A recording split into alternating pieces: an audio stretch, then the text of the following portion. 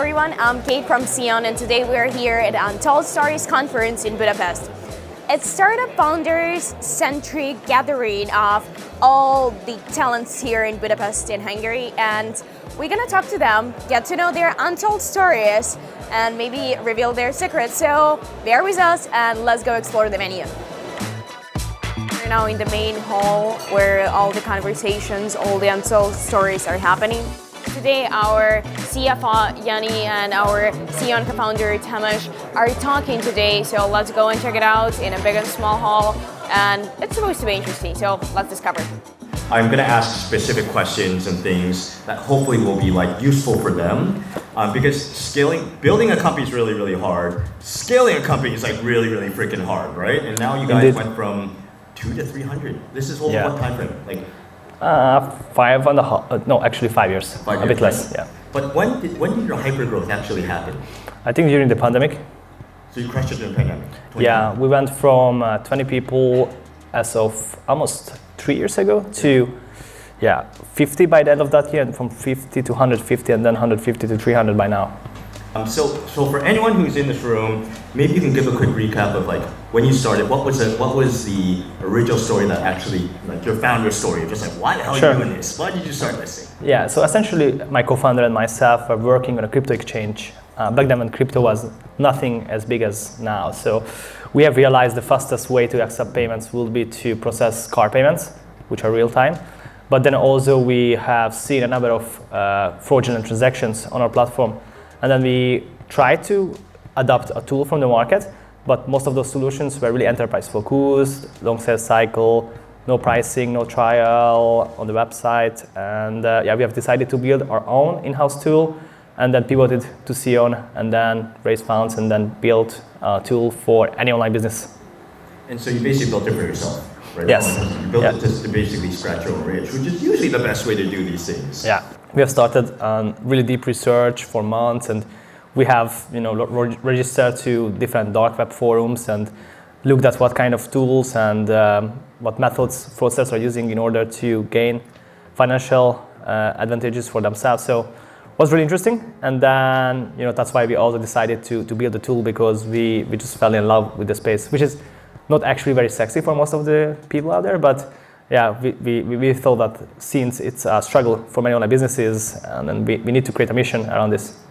So essentially when we were looking for the product market fit, we had this idea to build from day one an industry agnostic tool which can be used by any industry essentially. So what we have done is going after a number of different industries, and then we have realized that there are a couple of very interested type of industries, and these are called the high-risk industries: online lending, BNPL, online gambling, casino, sportsbook. And then what we have done is doing a massive outreach campaign, and then also obviously going to conferences and trying to meet people. And then when we've got the first few clients from these two industries, then we've just started to really go after their competitors. And I was doing most of the cold outreach myself back 4 or 5 years ago, so that's how we have done it. Like email outreach, LinkedIn, outreach, yeah. LinkedIn. That worked really well for you? I think yes, I would say. Obviously, as we grew and got more clients from the same space, we've created brand awareness for ourselves, so it was much easier. I think today the reply conversion rate is much higher than back then. I think 1.5 years, when we've got a good amount of revenue streams from the two industries I have mentioned, we've realized that we can double down on these, and then I would say the product was in a shape and form where we knew that it can be scaled. We have closely listened to customer feedback, so we have tweaked some of the features, and some of the modules were launched also during this time when we've learned that actually there's a need for, for example, we have started with the email check, and then we have extended it to the phone check. So, and that was based on customer feedback. So we knew in 2018 that, actually we already can generate revenue, and then it's scalable, and we have a playbook in place which can help to sell it. And then we have replicated it to new products, and that's what we are doing now.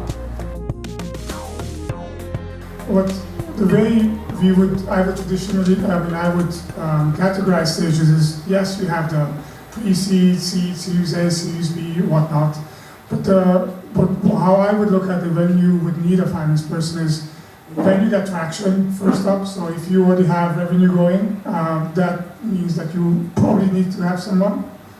And the other part is company size. So when you're 10, 20 people, someone's going to do the finance and operational part, usually one of the founders. And when you start growing, when you have, like, let's say 50, your structures begin to change. And when you move to 150, 300, that it means you require a completely different way of communicating with your company and moving it forward. So this is how I would define the stages. Rather than pre-seed, seed is more a bit like company size and transaction size. And I would say 50, 150, 300 are pretty good inflection points. For me, basically, you need to provide visibility and transparency to the investors and the management team. That's pretty much it. And the way you do that is through numbers, A, and B, because you're not attached to any department, your view will naturally be holistic. Because you will pretty much see everything basically on the table. It doesn't mean that you know what they should be doing, but you can identify signs where something is going really well and you should be focusing even more on it, or something is going really wrong and you should stop doing it. And that's your role within management as well, so to flag to your founder or whoever your main stakeholder is. Today we're not only listening to the Untold Stories, but one more thing, we really want to talk to very interesting people who gather around here, and we want to hear their expertise, their perspectives, and to share them with you. So here's what we got. I'm Myladie Stoumbou. I lead the partner business development efforts of Microsoft in Central and Eastern Europe. 33 countries, a big team, working with startups, scale-ups, and ISV partners, partnering with Microsoft. So we're looking first of all at innovative solutions, okay? Our partnership model pivots around B2B primarily because we want to address what the Microsoft customers are looking for. So working with enterprise customers in different industries, financial sector, telecommunications, manufacturing, government, healthcare, you name it, we know firsthand what they're lacking, right? Where they need help. So we're looking for startups and scale-ups who have the innovative solution, the ability and capability to deliver, the focus on, customer success, and of course, capability to work across region. Because for us, although we are a Central and Eastern European team, we want our scale-ups and startups to success globally. So success here is not only one customer in Hungary or in Czechia, but every Microsoft customer potentially globally. It's a region of great talent. I would say the talent is what diversifies or makes CE unique. It's a region of developers, big developer population, 1.59 million, I think. 1.5 million graduating from tech schools every year. It's like a third of what EU grads, okay? So it's a big. And also lately, we've seen some really nice ideas and scale-ups stemming from Central and Eastern Europe. The region is producing now more unicorns than ever. Actually, in 2021, 2022, double the unicorns we had until December 2020. So it's like scaling up, and that's why a lot of investors are coming in. So I do believe it's talent, and it's the innovation developed within the region, and of course some success stories that inspire us all, that you can deliver innovation from your small village in Hungary or an island in Greece, because I come from Greece, and deliver it to the world. And it's true we are under a lot of uncertainty right now, and the overall macroeconomic situation, the inflation, the energy crisis, the interest rates, you name it, combined with the geopolitical, because we are in CE, the geopolitical challenge, the Russia-Ukraine war is like around the corner for us. It's super challenging for the startups. I think apart from that, and this is not only relevant to CE startups, it's also common to others, but apart from that, what I believe is also a challenge is over the last years there was an abundance of everything. There was an abundance of talent, there was an abundance of ideas, there was an abundance of learnings, there was an abundance of funding as well. And as the macroeconomic condition develops, this abundance will be reduced, let's say, okay? Access to funding might be reduced, and there is the quality of the idea, is the value proposition of the offering, is the capability to execute, is the product market fit, is the team, the leadership capability as well, that would make the critical, success factor for a startup and a scale-up. So it was easy to get money before. It will get tougher to get funding later.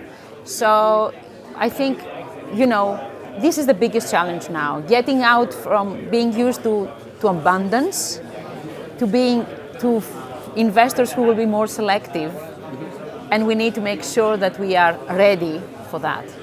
Failures, easy one. We celebrate so much the success, and all of us look up to the people who made it. The unicorns, the guys who got the next round of funding, the guys who made it to Gartner Magic Quadrant, you name it. And it's fantastic, okay? Because all of this gives us inspiration that it can happen. At the same time, nobody talks about the steps they made in order to get there. And some of them were like, it was their second, third venture. It was like a bumpy road with a lot of, bad moments or adversity. Things that didn't work well in the beginning, maybe a diversion they did on the way and changed course. All of this, I think, should be told, and should be told because we can all learn from that. And the biggest learning is that, failure is part of the game, okay? You cannot be, successful if you didn't have your a bit of dust off your shoulders, right? I think Silicon Valley is much more open in that. Okay, failure is part of the game. No, in Europe we are a bit more, I would say, conservative. Okay, we like the hero stories, but we forget sometimes that heroes sometimes are wounded as well, but they make it in the end. I am Sheel Mohnot. I run a fund called Better Tomorrow Ventures in San Francisco. We're a fintech fund investing globally in typically leading pre-seed and seed rounds of fintech companies. I think there's a lot of focus on bullshit metrics, like things that actually don't matter to the bottom line. So if a founder starts telling me about things that aren't necessarily going to improve the bottom line of the company, and like that's what they're really focused on, I just don't care and I roll my eyes and lose interest. So you could be like, it could be like talking about some awards they won from something I've never even heard of, some media I've never heard of, or if you have progress in revenue, start with that. But if you don't have that, you start talking about all these other things that you have that aren't really real.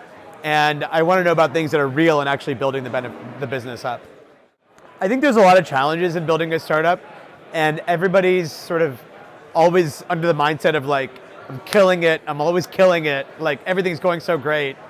And that's not really like, you got to be real about the challenges that you're facing. And I think the best founders are really real about the challenges they're facing and what they've learned from those challenges. So yeah, that was it, guys. That was the whole Untold Stories conference happening here in Budapest. Stay tuned with us, follow us for more content, and I hope to see you soon. Bye.